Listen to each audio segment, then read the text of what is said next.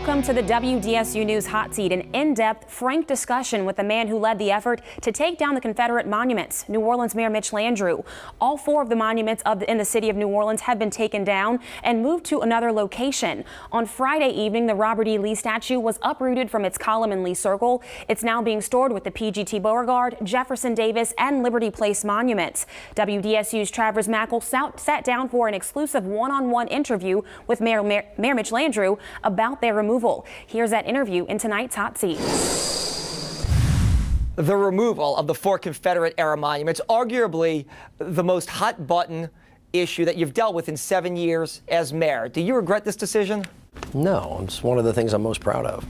You know, when I got elected for a really specific reason, which was to stop our city from falling off a cliff, to turn it around, to stabilize it, and to get ready for the future. I mean, we had been through Katrina, Rita, Ike, Gustav, the national recession, the BP oil spill, and of course recently the tornado. And one of the most miraculous things about the recovery of the city, which is really a great American comeback story, is that the people really said, we don't want to put the city back the way we were. We want to build the city the way it should have been had we gotten it right the first time. And so in the context of that, the issue of racial reconciliation, which has been on the forefront of my mind really since I've been in public life, which has now been 30 years, is an essential discussion that we have to have in order for the city of New Orleans to become the city that she really is capable of becoming. And so those monuments, for a lot of people that have been here for many, many years, I'm certainly not the first person to raise this issue. It's been an argument that's been going on for a long, long time. Was, I thought, a very important discussion for the city to have. And actually, when I began the discussion, some people have kind of forgotten this fact. It was actually done in the middle of a racial reconciliation moment that we were having in the city, where the welcome table, which is citizens, black and white, meeting across the city, talking about ways that we could reconcile, and the issues of the monuments came up again. We began to speak about them, and I just simply asked the public to think about them. And since that time, we have gone through a robust democratic process. That matter, which is prescribed by law about how you take a monument down, went through a citizen-led committee that dealt with historic preservation. It went through a citizen-led committee which dealt with human rights. It went through 2 hearings at the city council. I then signed it. It's now been reviewed by 7 different courts on the federal and state level. That's about as robust process as you can have, but unfortunately some of the wounds, you know, of the Civil War are still with us today, and I think that's unfortunate. Let me ask you this, because you've been in politics for a very long time. You just talked about more than 30 years. When this idea came about, it was 2015. You were being mentioned for possible jobs in D.C. because Hillary Clinton was considered the front runner. No, that's absolutely no. This is really important for people to understand. That's absolutely wrong. The presidential race hadn't even started. But she was still considered the front runner for the Democrats. The presidential race hadn't even started. Nobody was even talking about the presidential race. It wasn't even in somebody's mind. Nobody even knew who Donald Trump was. So that's really just kind of a false story that doesn't have anything to do with this. Well, that's my. We had been talking about racial reconciliation for a long time. In my inaugural speech that I gave for Lieutenant Governor a long time ago, I talked about the importance of diversity as a strength, not a weakness. In my first inaugural address as mayor, I said we have to put down the oppressive issue of race. I've been talking about this for a very, very long period of time. So this isn't something new. It's not related to any national ambition or national desire. Those are all red herrings that have nothing to do with where we are and why we are. We started actually talking about this years before what happened in South Carolina. But what happened on that night in South Carolina should have put this issue to rest, really, for a lot of people. And the thing that I am most surprised about and really most disappointed in is that the city and certain leaders in the city have not said, you know what, now is the time for us to lead to a new place and to listen to people who have been offended by those statutes for a long time and to really to understand them in context. That has been a bit disappointing for me because I thought it was going to be an easier pathway. But, you know, you do what you have to do and you do it the way that is appropriate, and we've tried to handle ourselves that way, and you know, I think we're going to succeed. So bottom line, it is unfair, in your opinion, if people say this is motivated by politics, because just last month your name surfaced as a candidate for possible Well, I think people, president. When people are against you, they will use any excuse. They won't tell the truth.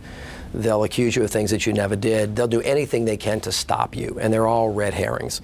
It's important for people like you, who is a serious journalist, to go back and to actually look at the historical record. They're actually pretty important and they're pretty clear. So when people say, well, Mitch Landrieu dictated this on his own, no, he didn't.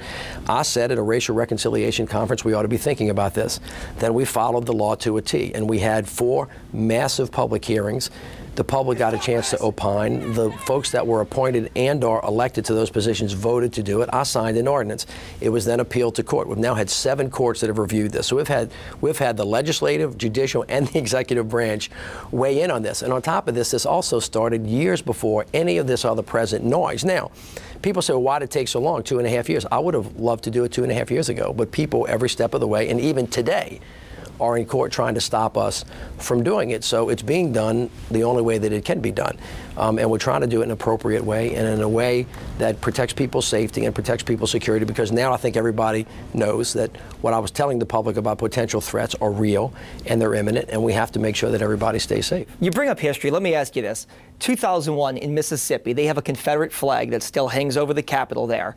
It went to a vote in 2001. That is a majority white state. The vote went basically right down racial lines. It was black-white. Voters chose to keep the Confederate battle flag over the state of Mississippi.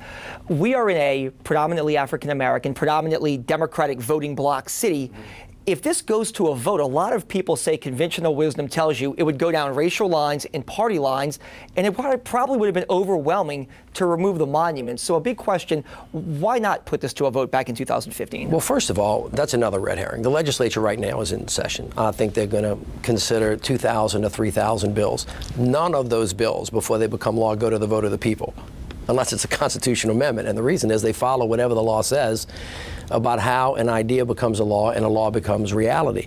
There is an actual process that's set out in our law about how you do this. We followed it to a T. And so, you know, and sometimes in the future, if the next mayor, the next city council wants to put this to a vote, they can. But actually, in the kind of democratic process that we have, remember, we had 4 public hearings with citizen-led boards that looked at this, vetted it, had adequate representation from both sides. I'm sure you were there. There were robust hearings.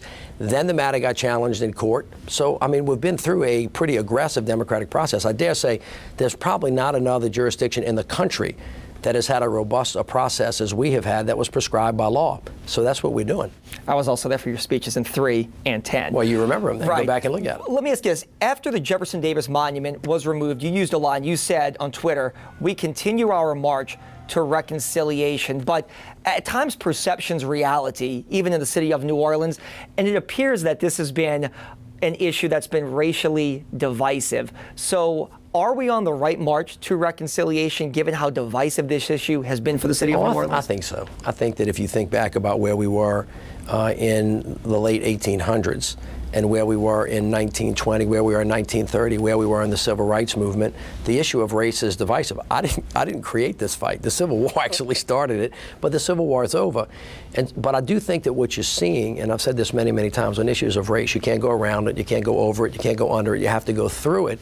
It's a very painful process to go through. Now, I don't quite understand this, that in the second decade of the 21st century, why it's so hard for people, some people that live where we are, to look back and say the Confederacy was on the wrong side of history. That doesn't seem to be that hard to do. When you go talk to, you know, people that live in our community and ask them, you know, does that statute offend you? Many of them say, I can't even believe that thing's up there. But back in 1890, when they put this thing up, around that time, people here didn't have power to talk about it. And so I would just ask folks that really feel so passionate about this. They're the same ones who were mad at me and said, these things don't mean anything. Why are you bothering? Well, then why are you so upset? And so that's worth people really thinking about. And it's really worth talking about, which I think we've accomplished. It would have been much better if we would have done it in an easier way.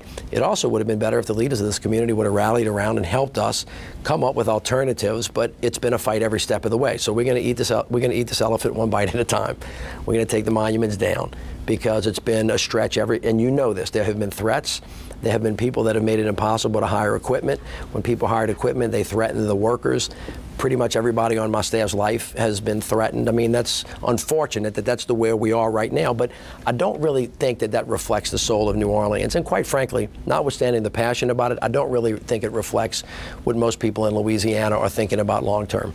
You've been in office 7 years now. You've made major repairs to the budget, major infrastructure repairs, growth when it comes to the business sector is at an almost unprecedented level. Do you think this, though, this issue, the removal of the monuments, overshadows that, and is this going to be your legacy? No, I think that I was hired to do a very specific job. We needed a leader in this city. We needed somebody that could help pull everybody together, which we've done. So I want everybody to think about all that we've accomplished in the last 7 years. We've completely reconstructed every major institution in the city that wasn't working before and that's working now. That's city government, it's Aviation Board, the Sewage and Water Board, the Recreation Department, the NOLA Business Alliance. All of that stuff is working a whole lot better. We've created 15,000 jobs. We have spent billions of dollars, billions, on rebuilding our levees, rebuilding our schools, rebuilding everything in this city. But this is what's really important about these monuments. The essence of the city of New Orleans, who we are as a people. The city that the world gasped at the possibility of losing after Katrina was a city that relies on its diversity as its strength, being inclusive rather than exclusive. That's who we are as a city. And I think that the people of this city are really clear about who they are, which is why I feel fairly comfortable. I feel really comfortable in recommending that these monuments come down, and the city council, because the people allowed them to, voted to do it. So listen, it's been a hard process. I think when the monuments are down, you know, this, like everything else, will pass, and the city is going to be in much better shape than it ever has been. It certainly is today, and it's in a much, much better place than when I got it, and I'm hopeful that the next mayor and the next city council are going to have a much better chance than I did. Do you think this issue, one of the final questions here, do you think this issue has overshadowed other pressing needs in the city? Right now we're dealing with an issue when it comes to unsolved homicides in the city of New Orleans. Is it fair or unfair that this issue seems to be at the forefront and overshadows other, maybe more pressing issues? Well, again, every issue that we deal with is pressing. On the issue of violence, I think you're going to find it hard to find somebody that spent more time and spoken to this issue more, given more speeches about it, reorganized the police department, spent more money on public safety, on the very critical issue about violence, not just in the city of New Orleans, but the state of Louisiana. And I don't mean this as a criticism, just as an observation. We have had one of the most violent states in America since the beginning of our time. It is a shameful legacy for all of us. We spend all of our time working on that.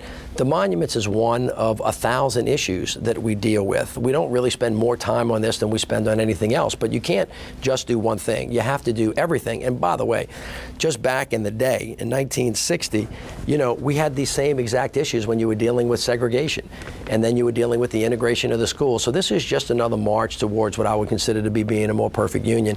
And I think when history looks back on it, I think they'll record that we did the right thing and say, thank you for being bold enough to just finally say clearly the Confederacy was on the wrong side of history. And these monuments, while we should always remember them, they shouldn't be put in places of reverence because they should be put in proper context. Final question, this really quickly, because I know we almost are running out of time. It deals somewhat with the monuments. You talked about legacy, all the things you've done. You got about 1 year left in your term here as mayor. What is next? Where do you go from here? Obviously, when mayors start to get to this point in the last 12 or so months, some start looking for the next spot or the next jump or to see what's going to happen to them. What is next? I'm really, to be honest with you, you know, I've always thought about keeping my head down. And I knew I had made an 8-year commitment to the people of the city of New Orleans to give them 24/7, 365, and my team has done that. And they have bled and they have worked hard, and with a lot of partnerships, they have done a great job. We've got to finish what we started. We have to finish the airport. We have to finish all of the construction projects. We've done 405 of them. We've filled 373,000 potholes. We have to continue to rebuild the riverfront. All of that stuff has to get done, and then we have to celebrate our 300th anniversary in a way that reflects to the rest of the world what the essence of New Orleans is. So these monuments are not just a little thing. They're a big, big thing about who we are as a people. Now, I would say to the people that don't want us to take them then, that don't live here, if you want them, maybe you can make an offer to come get them. If another jurisdiction wants to do something that they think is better, that's fine. But the people of New Orleans have a right, and this is essentially what this is about, to control their property and have on those pieces of property things that reflect who the soul is of the city of New Orleans, because the soul of this city is not for sale. All right, Mayor Landrieu. All right. Thank you. Appreciate it. You're welcome. Thank you. Take care. Thank you. All right.